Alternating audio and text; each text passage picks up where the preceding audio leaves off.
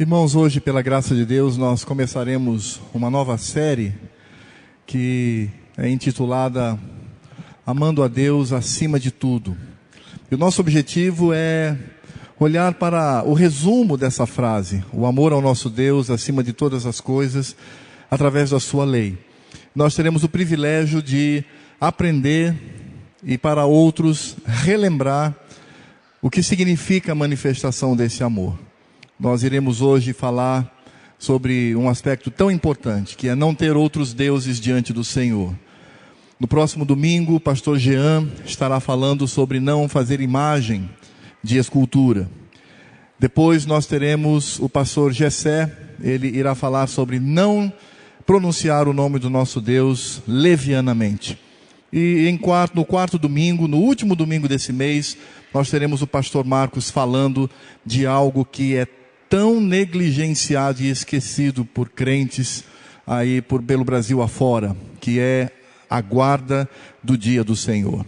Então, eu quero incentivá-lo a orar por estes sermões que serão trazidos aqui e que de fato Deus fale muito ao nosso coração. E é com muita alegria que eu passo a palavra para também o nosso pastor Heleno é pastor desta igreja, para que ele nos fale sobre o primeiro mandamento.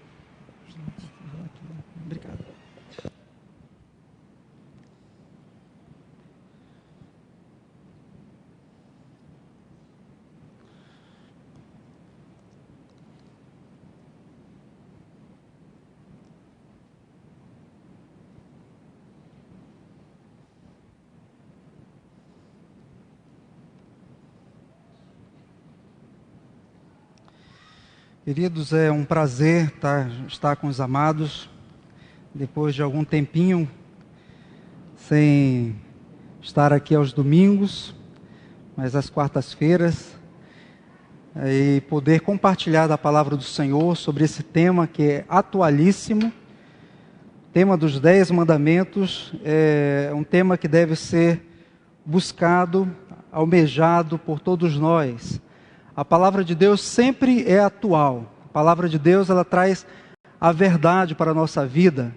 Apesar de que alguns, como nós veremos daqui a pouquinho, têm negligenciado os 10 mandamentos e têm tido opiniões contrárias, achando que é algo que já passou, é algo ultrapassado, é algo que tem tão pouco a ver com a nossa vida hoje. Mas Deus tem nos dado o privilégio deste ano, principalmente em nossa igreja, estudarmos algumas vezes esses 10 mandamentos. Já estudamos na Escola Bíblica Dominical uma lição inteira, uma revista inteira sobre os 10 mandamentos, que destacaram a sua atualidade, a sua aplicabilidade, a relevância para os nossos dias, e devemos assim continuar olhando para eles hoje, como os preceitos eternos de Deus, que devem orientar a nossa vida, guiar o nosso coração neste mundo e, consequentemente, nos trazer caminhos de felicidade, caminhos de paz. Não devemos olhar para ele buscando isto, mas fazendo a vontade de Deus, naturalmente nos trará conforto, paz, segurança, mesmo que as circunstâncias sejam adversas, sejam momentos circunstanciais de tristeza neste mundo, mas a nossa paz estará resguardada pelo Senhor Deus e por sua lei. E por isso, inaugurando ou iniciando esta série, Amando a Deus acima de tudo, estaremos verificando hoje esse primeiro mandamento do Senhor. E nós leremos algumas vezes esse mandamento nesta noite. Vamos ler a primeira vez aí, Êxodo 20, versículo 3.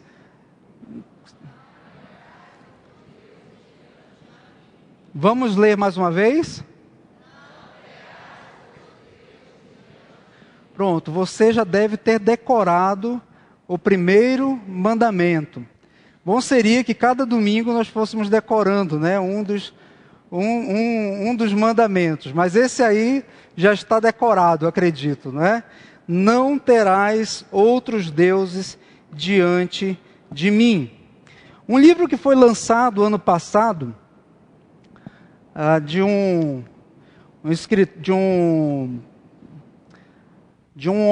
pastor chamado William Douglas, traz uma palavra do seu editor, O livro chama O Poder dos 10 Mandamentos.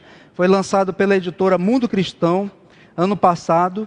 E eu achei interessante as palavras dele, quando ele diz assim: aos olhos do autossuficiente homem pós-moderno, o Decálogo parece ser uma castradora e anacrônica lista de proibições, estabelecida por um Deus estraga-prazeres, tirânico e mandão. Tem muitas pessoas que ainda têm essa visão de um Deus que fez uma série de proibições, procurando castrar a liberdade humana, procurando estabelecer tão somente os seus limites e dizendo assim: olha, vocês têm que seguir exatamente aquilo que eu ordeno, porque eu sou Deus Todo-Poderoso, eu sou Deus. E é aquela imagem que algumas pessoas têm de um Deus tirano, que simplesmente vai dizer que vocês têm que obedecer e ponto final, esquecendo do que trará também, ou por que Deus estabeleceu aqueles mandamentos para o homem. E ele continua: se os preceitos de Deus são vistos por muitos como normas rígidas de um pai despótico, na verdade eles constituem um passaporte para uma vida equilibrada, harmoniosa e consequentemente feliz. É claro que nós não vamos olhar os 10 mandamentos procurando isto em primeiro lugar. A Bíblia, ela não é um livro de autoajuda. Ela não é um livro que você vai lá procurar cavucar os caminhos que vão me trazer a felicidade. Mas o pensamento é o inverso. Quando eu vivo para a glória de Deus, quando eu procuro colocar a Deus acima de todas as coisas, quando eu vivo os seus preceitos à risca, quando eu procuro obedecê-los de todo o coração, quando meu coração verdadeiramente está devotado ao Senhor, e no centro do meu coração existe tão somente a adoração a esse único Deus verdadeiro, e que me leva a seguir esses mandamentos, essas palavras que Ele ordenou, a consequência, como eu disse inicialmente, serão vidas equilibradas, vidas harmoniosas, vidas felizes, mesmo que neste mundo as circunstâncias sejam tenebrosas, mesmo em meio a uma enfermidade como o câncer, mesmo em meio a um acidente automobilístico, mesmo em meio a uma catástrofe qualquer. Porque o centro da minha vida está no Senhor, e eu vivo para a glória dEle. Os 10 mandamentos são uma demonstração de um pai gentil, carinhoso e devotado, aquele que procura o melhor para o seu povo, que procurou estabelecer normas para que o seu povo vivesse uma vida feliz nesta terra. Então esse primeiro mandamento nos traz isto, e é importante nós observarmos o contexto em que ele foi dito. Essas palavras foram ditas num contexto não de castração de liberdade, não de um pai despótico, não de alguém que queria tão somente tolir a liberdade do homem, mas pelo contrário, foi estabelecido no momento de libertação, o momento que o povo estava saindo do Egito para experimentar a liberdade na terra prometida, rumo à terra prometida. Vamos ler agora os versículos 1, 2 e também o versículo 3 desse texto. Ou ainda me acostumar em estar aqui e também controlando ali em cima. Vamos lá. Diz aí os versículos 1 a 3 de Êxodo 20. Vamos lá? Então falou Deus.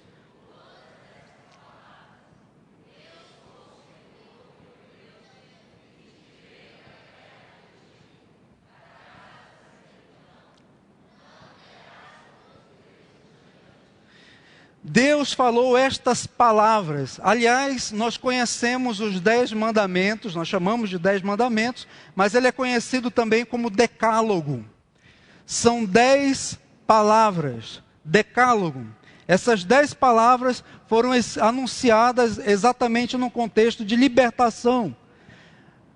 Daqui a pouco nós vamos ler o texto de Êxodo 19, mas aqui já mostra que o Senhor faz uma retrospectiva breve, quando o povo está ao pé do Monte Sinai, e ele está prestes a dar esses mandamentos ao seu povo, por intermédio de Moisés, ele diz: lembrem sempre que eu sou o Senhor teu Deus. Eu sou o Senhor teu Deus. Em Êxodo 19, o texto que leremos daqui a pouquinho, ele diz: eu vos tirei como asas, te tirando como asas de águia, te livrando das mãos dos egípcios. A terra do Egito era a terra da servidão, era a terra da escravidão, era a terra onde o povo não podia cultuar a Deus, onde o povo não podia viver de maneira livre e plena. O povo estava sendo escravizado pelos egípcios, sendo obrigados a fazer obras portentosas. Algumas delas subsistem até o dia de hoje. Estavam ali sendo obrigados àquele jugo servil e clamavam ao Senhor constantemente, dizendo: Senhor, nos liberta. E eles olhavam para o Egito. Em todos os lugares do Egito existiam divindades que eram adoradas pelo povo do Egito, divindades criadas pela imaginação dos homens ou pelo coração daquelas pessoas, que simbolizavam também aspirações daquelas pessoas, mas eles mesmos não podiam adorar a Deus de maneira plena. Eles eram escravos, eles não tinham vida, eles estavam tão somente confinados a uma vida de escravidão, e eles não podiam ter liberdade de expressão, eles não podiam cultuar, a liberdade que eles tinham, a pouca liberdade, era vigiada constantemente, porque o próprio faraó e os seus líderes tinham medo de um certo motim. Por isso que eles mandaram matar muitas criancinhas na época de Moisés. Moisés foi salvo pelo Senhor, exatamente para conter o avanço ou a popularidade, ou aliás, o censo demográfico, vamos dizer assim, do povo de Deus, para conter aquele crescimento, porque eles tinham medo que o próprio povo engolisse o Egito. Por isso eles eram vigiados constantemente. Mas o Senhor ouviu a voz do clamor do seu povo e levantou Moisés. Foi ao encontro de Moisés e disse: Moisés, você será o homem que eu enviarei e falará com Faraó, mas Faraó se tornará com o coração endurecido, mas eu vou te usar.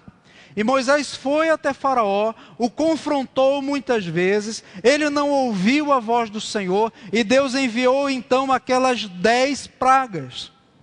E aquelas 10 pragas estavam também de alguma forma ligadas a alguns deuses ou divindades do Egito. E Deus subjugou todas aquelas divindades, se mostrando Deus verdadeiro. E aí ele traz o povo, e quando o povo atravessa, sai atravessando a pé enxuto o Mar Vermelho que ele abre, ele então se encontra com seu povo agora aos pés do Monte Sinai. E diz: eu sou o Senhor teu Deus. Vocês viram aquelas obras portentosas que eu fiz no Egito? Vocês viram como eu enviei pragas? Vocês viram como eu feri a terra do Egito? Eu fiz tudo isto por amor a vocês, porque vocês são povo escolhido. Agora que eu te tirei da terra do Egito, da casa da servidão, eu tenho umas palavras para vocês. Deus é tão misericordioso e tão bondoso que não deixou o homem absorto à mercê das suas próprias imaginações de como eles deveriam agir e ser. Mas Deus então, no seu ato de misericórdia e de amor, diz: eu deixarei 10 palavras para que vocês sigam à risca, demonstrando o seu amor por mim.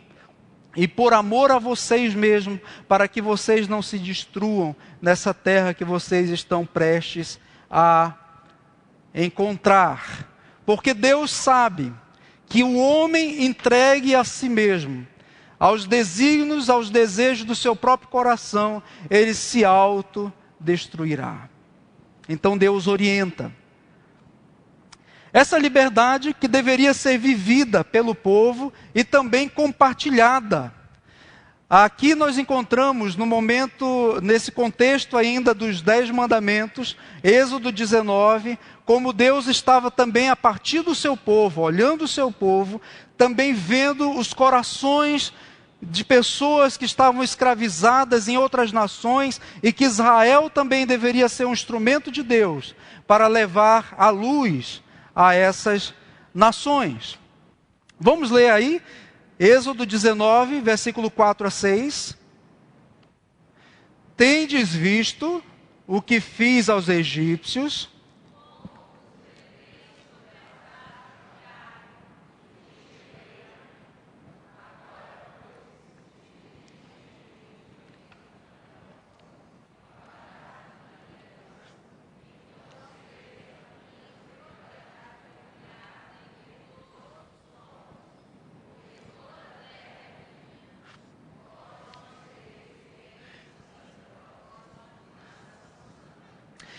Então, no versículo de número 5, o Senhor Deus diz: vocês serão a minha propriedade peculiar dentre todos os povos, se vocês diligentemente ouvirdes a minha voz e guardardes a minha aliança. Se vocês verdadeiramente subjugarem o coração de vocês ao que eu tenho ordenado para vocês, como um pai amoroso. Se vocês verdadeiramente olharem, observarem, guardarem, então vocês serão a minha propriedade peculiar. E diz o versículo de número 6, e vós me sereis reino de sacerdotes e nação santa. Nação santa e reino de sacerdotes, porque toda a terra é do Senhor. E Israel seria então o mediador, uma nação sacerdotal, que seria a mediadora entre a lei de Deus e as demais nações.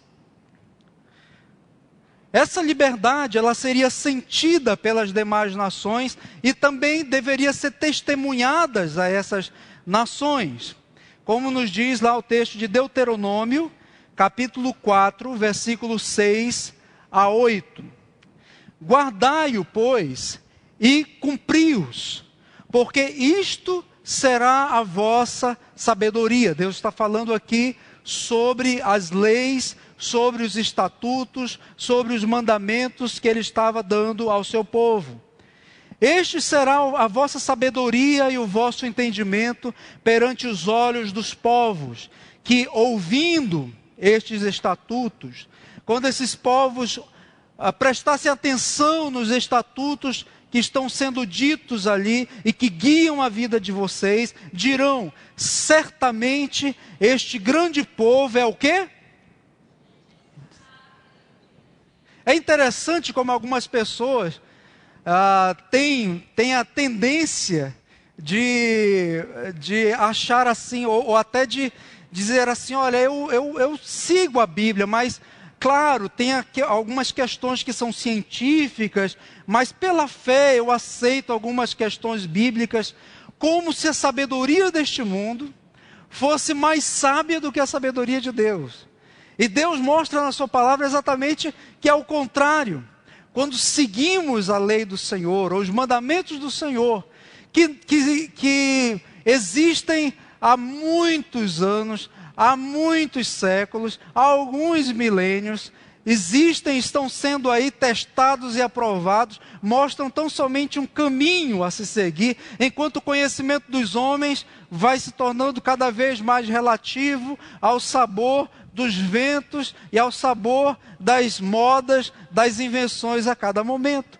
Mas estes povos que seguiam esses desígnios do coração deles, observando a maneira tão peculiar e tão justa com que aquele povo guiava a sua vida, se espantaria e diria: que gente sábia, que gente inteligente.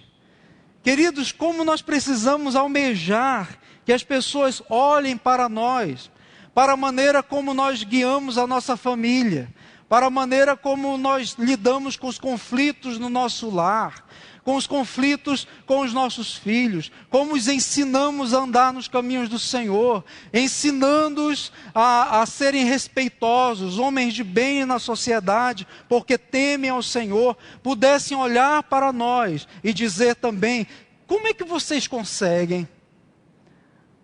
Que coisa linda que eu vejo isso. Como é que vocês conseguem? Em outras palavras, eles estão dizendo: que gente sábia, que gente inteligente, a maneira honesta como você lida com seus negócios, como você é transparente, como você não tem duas caras, como você não é uma pessoa aqui, uma pessoa acolá, como você é uma pessoa íntegra em todo o seu ser, vai fazer com que as pessoas olhem e digam: olha, essa pessoa eu conheço, ele é gente sábia, gente inteligente.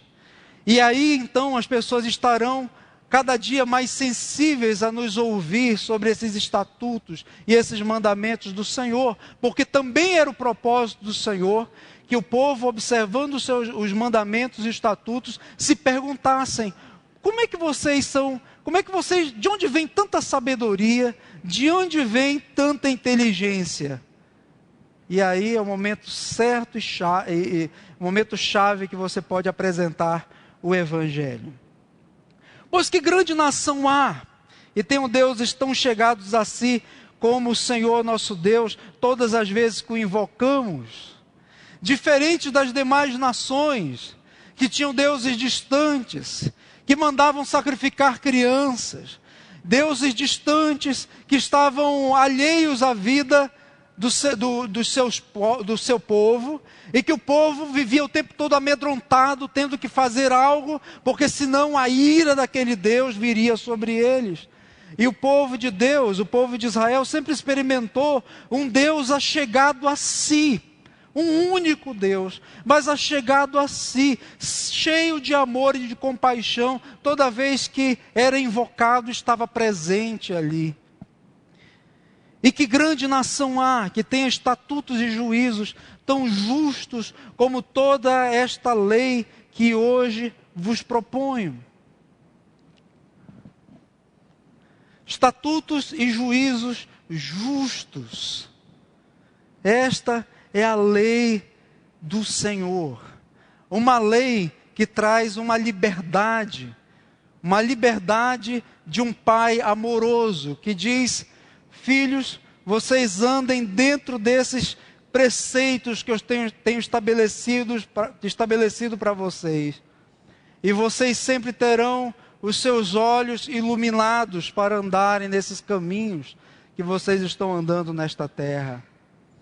Porque a liberdade não é deixar o homem solto e fazer o que quer. O homem solto e que faz o que quer é um escravo do pecado.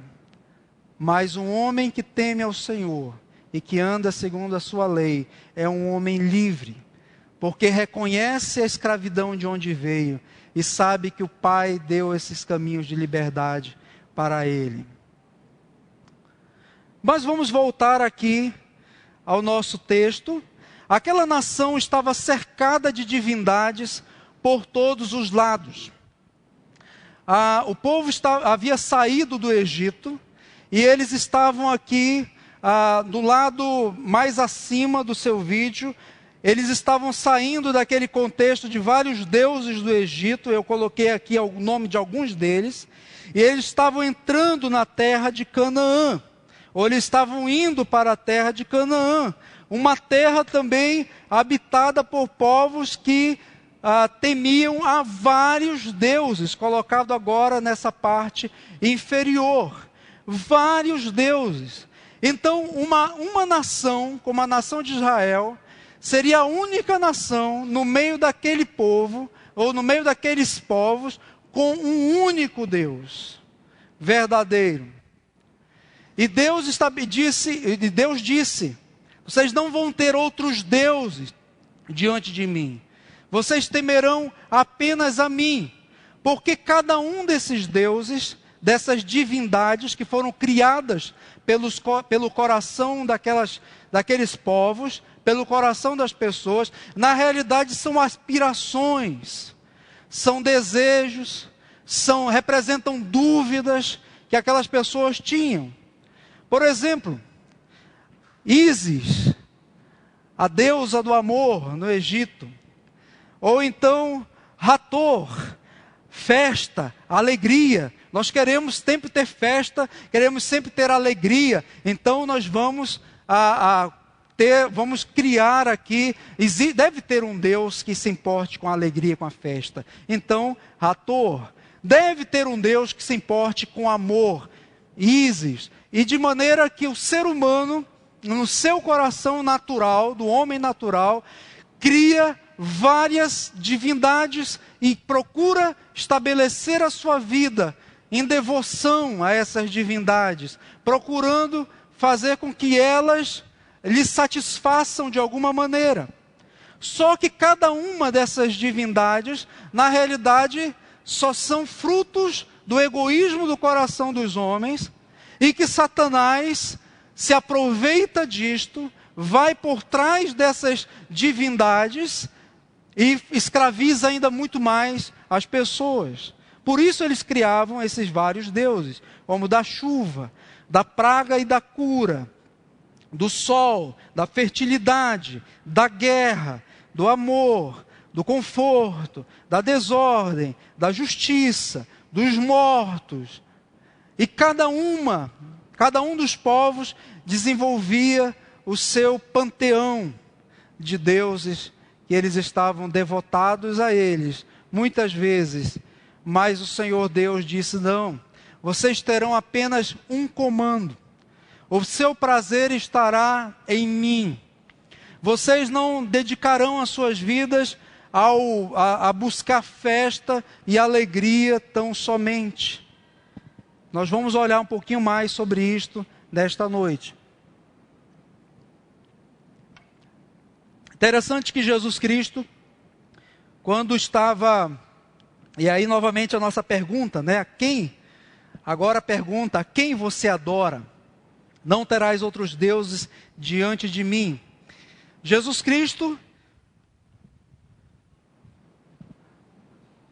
falou o seguinte em Lucas, capítulo 16, versículo 13. Vamos ler aí? Ninguém...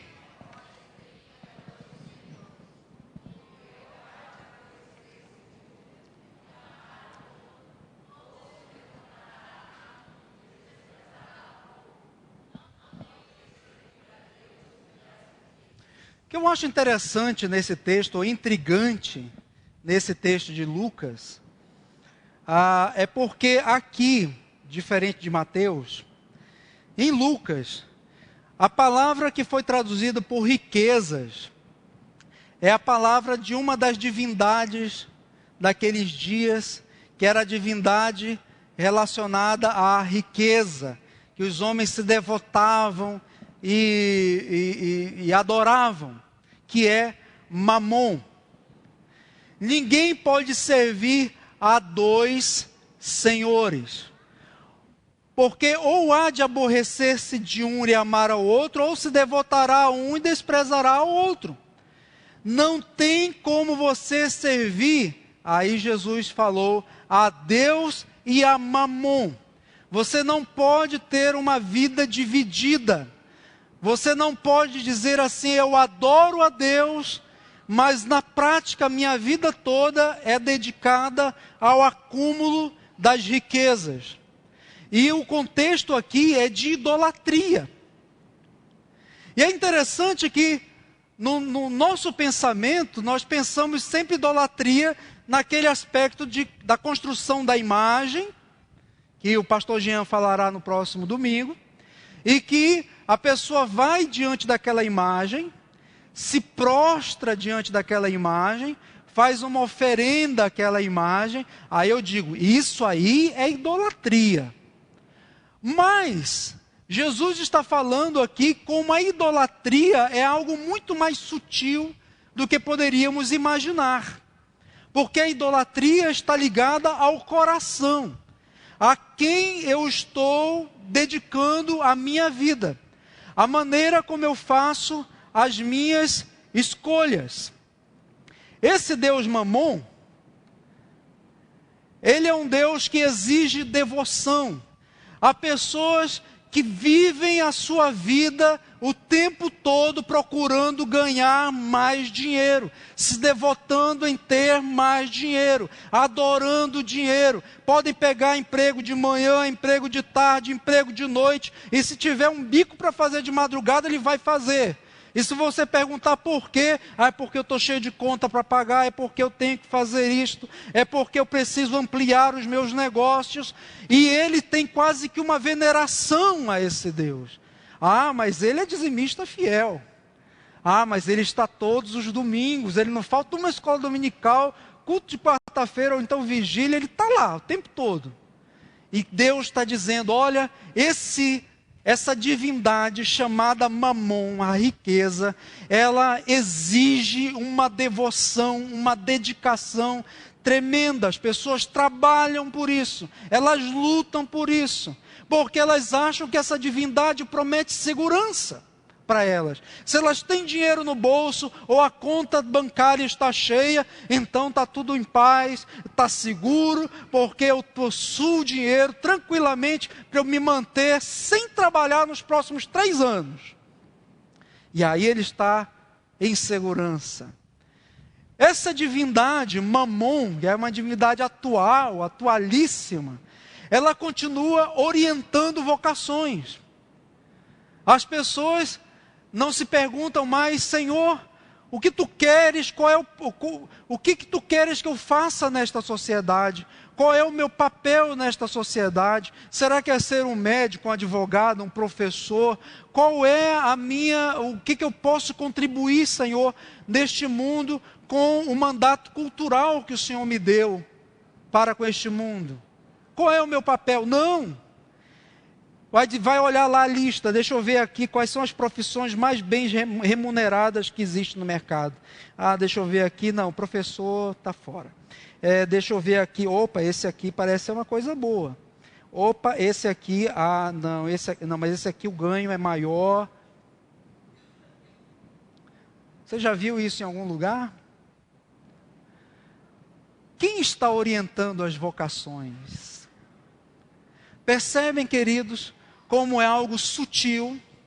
Porque quando nós olhamos o primeiro mandamento e nós pensamos assim, não terás outros deuses diante de mim. Claro, Senhor. Claro, Senhor. Eu sou teu servo. Eu sou batizado. Eu sou da igreja presbiteriana do Brasil, Senhor. Eu temo apenas o Senhor. E Deus está dizendo, não. Eu sei que você é meu povo, mas se o seu coração está dividido, você tem que pensar bem em quem está ocupando o lugar verdadeiro no seu coração.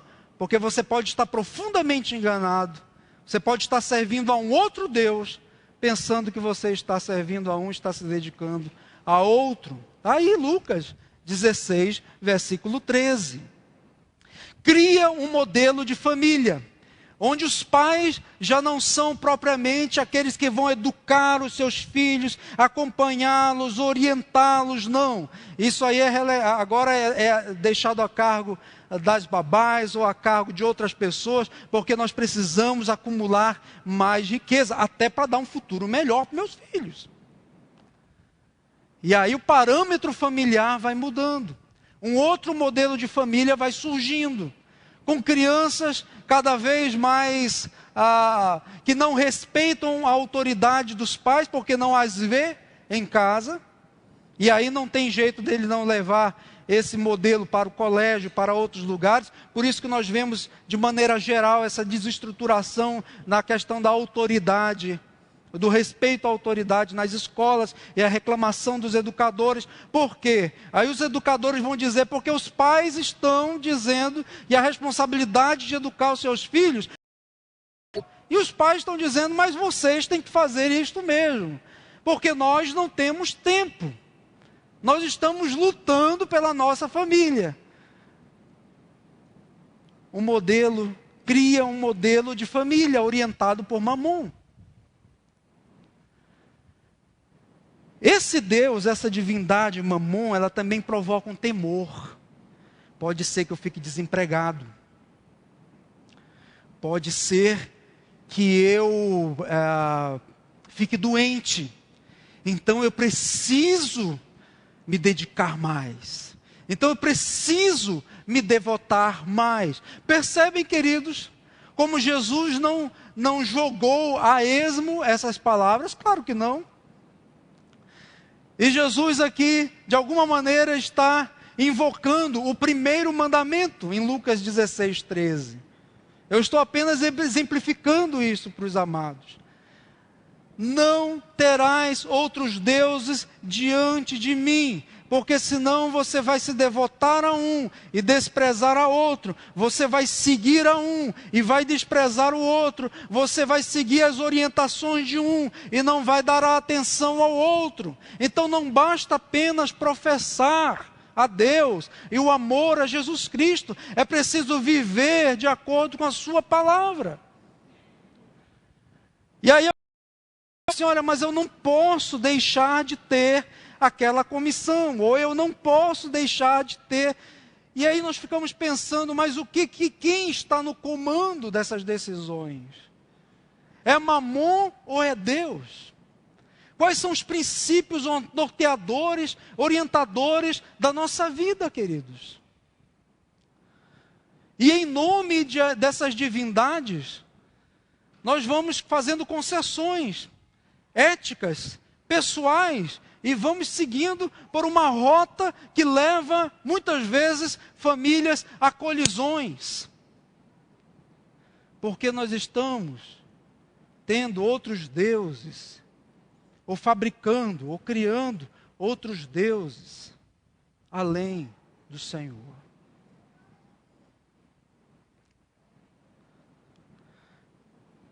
Tim Keller, pastor da igreja presbiteriana Redeemer, nos Estados Unidos, no livro Deuses Falsos, ele escreveu o seguinte: podemos não queimar incenso a Ártemis, era deusa da riqueza, mas quando o dinheiro e a carreira são elevadas a proporções cósmicas, realizamos algo como um verdadeiro sacrifício de crianças.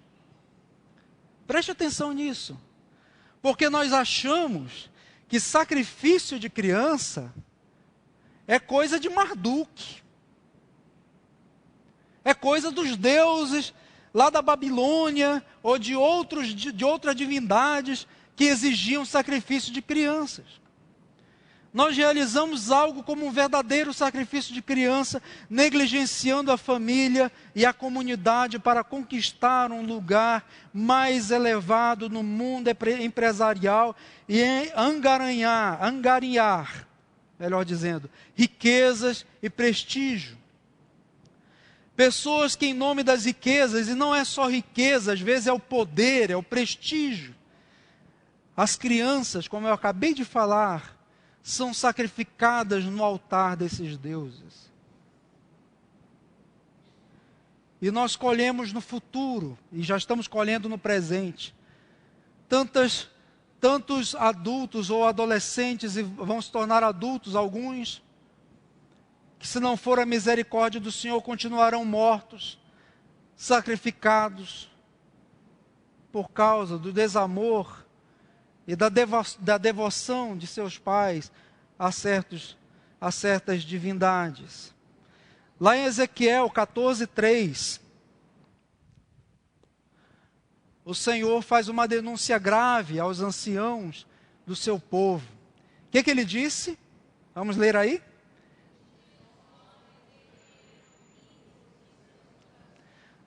Ídolos do coração. Ídolos no coração. Os ídolos representam o foco onde eu tenho colocado a minha vida. Por isso que lá em Mateus Jesus falou: onde está o teu tesouro, aí também estará o teu coração.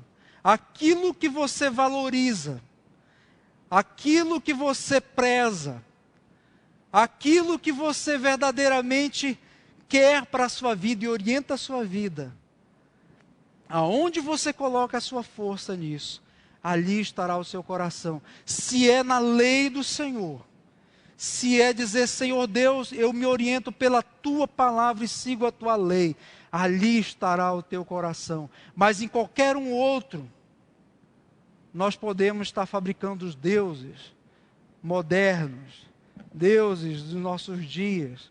Eu coloquei aqui alguns. Pensei aqui em algumas divindades e liguei alguns nomes no passado. Mas há pessoas que não têm propriamente o foco no dinheiro, mas têm no conhecimento. E aí ele passa a buscar conhecimento porque ele quer se insuflar, ter orgulho de dizer quantos títulos ele tem, ou qual o conhecimento que ele tem, que ele é o melhor entendido naquele assunto, e ele se dedica àquilo, e ele pesquisa sobre aquilo. Há outras pessoas que se dedicam ao sexo. Aliás, há um livro excelente que eu quero indicar para os amados, de Peter Jones, chamado O Deus do Sexo, é da editora Cultura Cristã.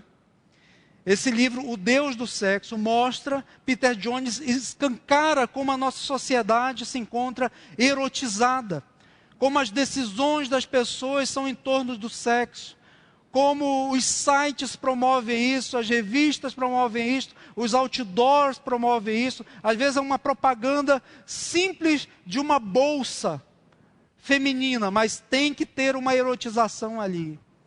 E há pessoas que vivem absurdamente ligadas à prática sexual de alguma maneira.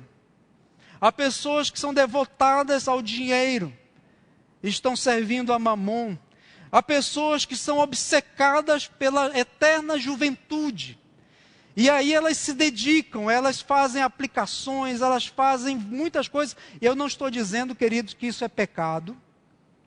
Eu não estou dizendo que cuidar da beleza física seja pecado.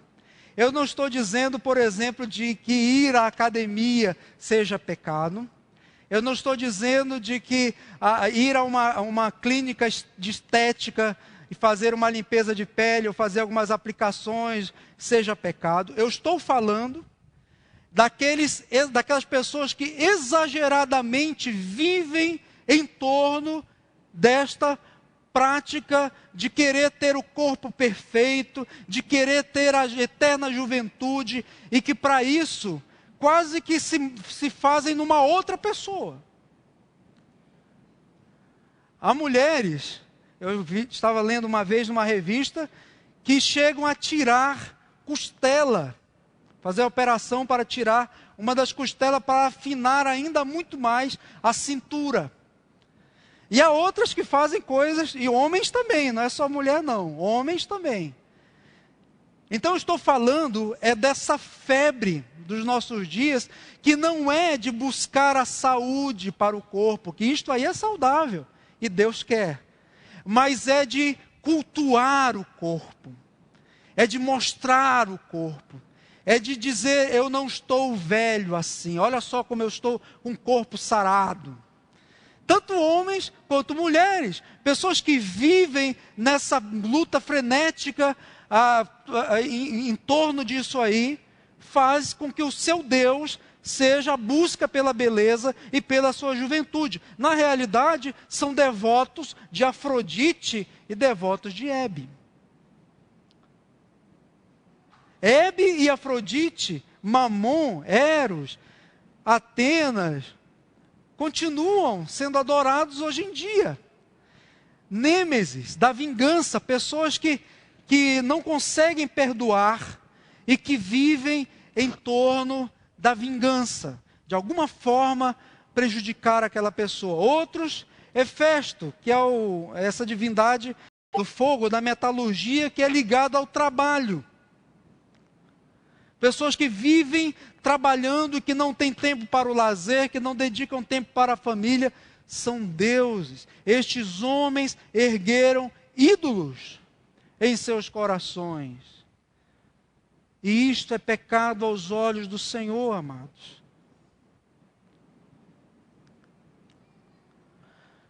O coração do homem, diz Timothy Keller também, toma coisas boas como uma carreira de sucesso, amor, bens materiais e até a família. Deixa eu falar algo para vocês sobre essa questão de ídolos do coração. Esses ídolos que são fabricados pelas mentes, pelos corações dos homens, não são, como Tim Keller está falando aqui, questões pecaminosas em si. Elas se tornam pecaminosas. O dinheiro, ele não é pecaminoso em si. Mas se eu me dedico na busca dele, isto se torna pecado. Trabalho não tem nada de pecaminoso em si. Mas se eu me dedico e deixo outras coisas do lado, e eu me desequilibro naquele aspecto, então eu estou devotando a esse trabalho. Até mesmo a família. Meu pai conta a história de um primo dele, que ele teve a oportunidade de pastorear em Manaus, e que ele sempre chegava com seu primo e dizia assim: primo, olha, você tem que voltar ao ministério. E ele dizia assim: olha, de fato, eu tenho que voltar, mas sabe como é que é? A gente agora tem filhos, né? Então, E essa pessoa vivia em torno da família, e muito protetor com seus filhos, e em torno da família não assumia nada, porque era família. A família é um bem maravilhoso, uma oportunidade de servirmos a Deus juntos. Mas se ela vai ocupando um lugar central na minha vida, ela se torna um ídolo.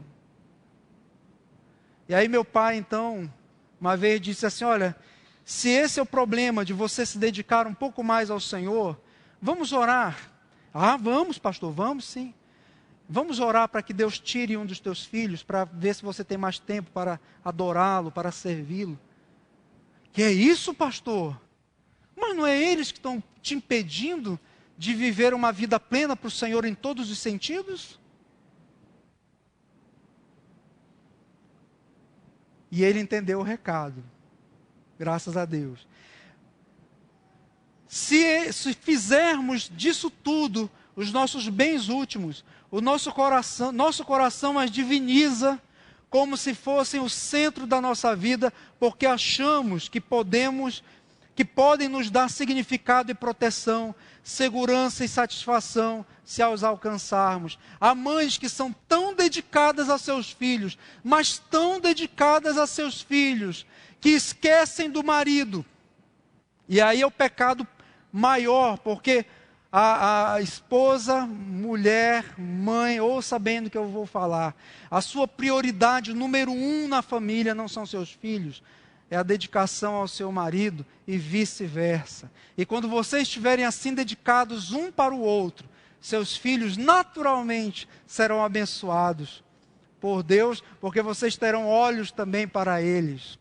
Mas se vocês não cuidarem um do outro, pode haver um rompimento e seus filhos fatalmente serão lesados com um divórcio ou com um conflito maior. Então, mães às vezes que são profundamente dedicadas ao ensino, para proteger o tempo todo os seus filhos, na realidade estão colocando neles as suas satisfações, a satisfação, a sua segurança, em cuidar, em se dedicar a eles, quando deveriam estar se dedicando ao Senhor em primeiro lugar. Porque se dedicando ao Senhor em primeiro lugar, naturalmente ela vai saber cuidar e saber qual é o papel dela como mãe para com seus filhos. E aí vem a pergunta. Vamos ler aí Êxodo 20, versículo 3. A quem você adora? Qual tem sido a prioridade na sua vida?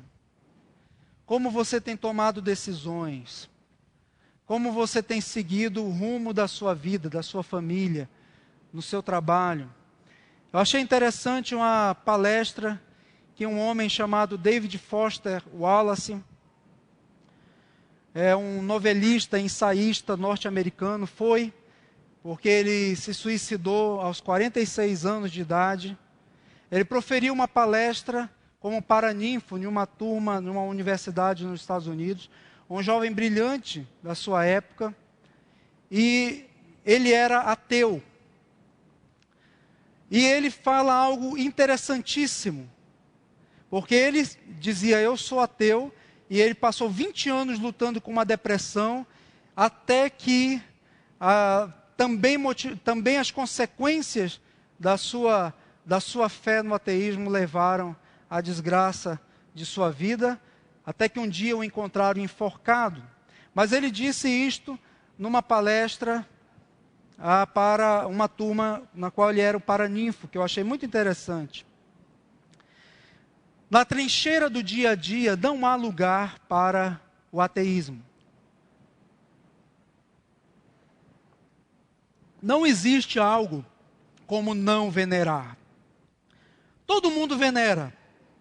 A única opção que temos é decidir o que venerar. E o motivo para escolhermos, claro, isso é um ateu falando, foi um ateu falando. E o motivo para escolhermos algum tipo de Deus ou um ente espiritual para venerar, seja Jesus Cristo, Alá ou Jeová, ou algum conjunto inviolável de princípios éticos, é que todo outro objeto de veneração te engolirá vivo. Quando eu li isto, e essa palestra dele está na internet, quando eu li isto, foi como eu pensei assim, Senhor, como a tua verdade, ela se espalha no mundo, até mesmo pela boca daqueles que dizem, daqueles que assumem a posição religiosa de te negar, como os ateus fazem. Todo outro objeto de veneração te engolirá vivo. E ele exemplifica isto. Quem venerar o dinheiro e extrair dos bens materiais o sentido de sua vida, nunca achará que tem o suficiente. Aquele que venerar seu próprio corpo e beleza, e o fato de ser sexy, sempre se sentirá feio. E quando o tempo e a idade começarem a se manifestar, morrerá 1 milhão de mortes antes de ser efetivamente enterrado.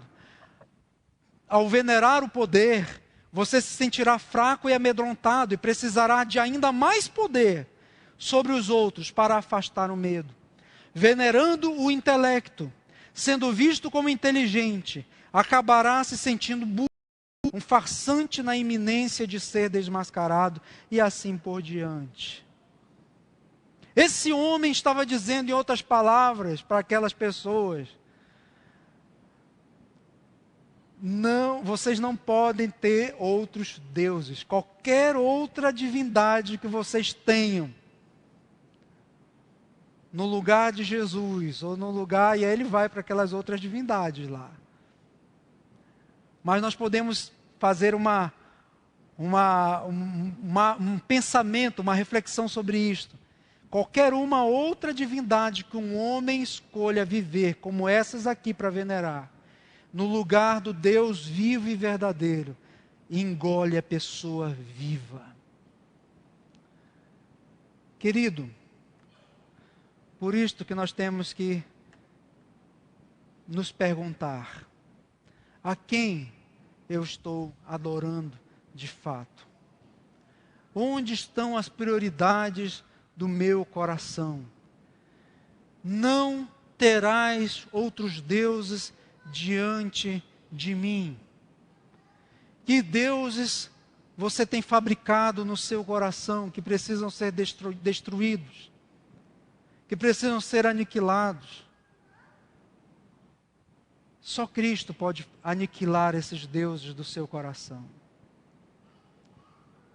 Ninguém pode servir a dois senhores. Ninguém pode se devotar a um e se devotar a outro.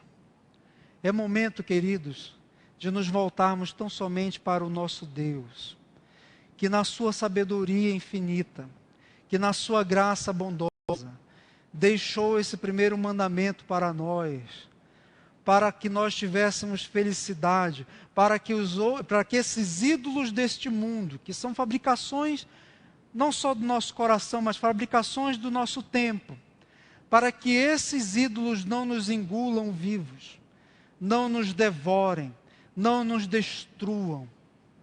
Para isso precisamos colocar o Senhor Deus em primeiro lugar na nossa vida. O nosso casamento deve ser para a glória do Senhor, para o prazer do Senhor.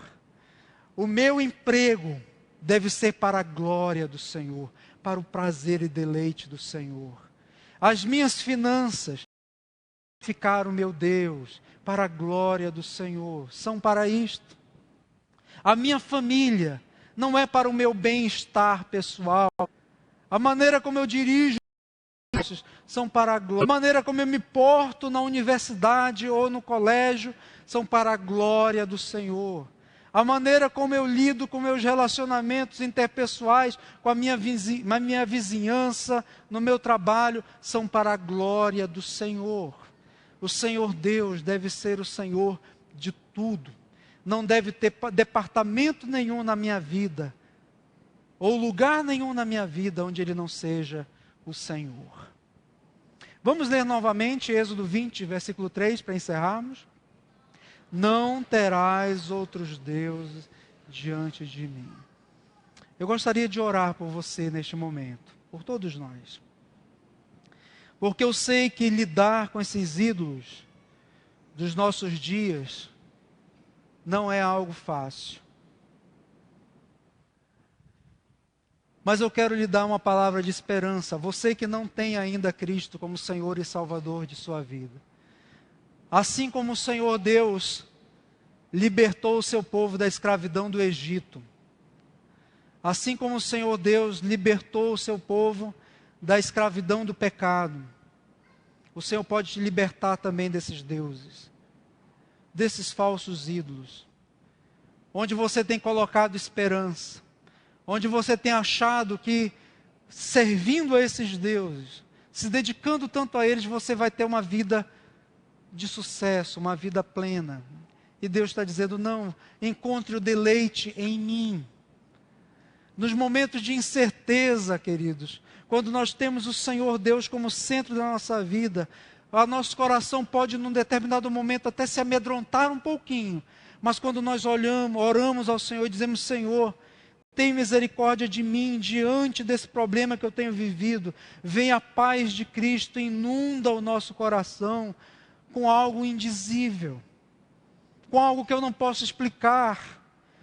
Em outras palavras, quando o Senhor Deus está entronizado na minha vida, eu posso clamar a Ele, porque o meu ser está todo devotado a Ele, e Ele não frustrará minhas expectativas. Ele virá ao meu socorro. Ele é o Deus que liberta. Ele é o Deus presente sempre que o invocamos. Ao contrário dos outros, como Mamon, que te abandona quando o emprego te esvai. Ao contrário de outros que te abandonam em momentos cruciais, o Deus vivo e verdadeiro não te abandona jamais. Entregue a sua vida hoje para Jesus Cristo. De todo o coração. Se você tem ouvido esse chamado do Senhor, entregue a sua vida a Cristo. E para aqueles que têm andado achando que têm servido a dois senhores, Deus diz, corte, tire, desentronize, destrua esse ídolo do seu coração e adore tão somente ao Senhor. Não tenha outros deuses diante de você. Gostaria que orássemos neste momento. Vou convidar o pastor Alfredo para vir orar em nosso favor.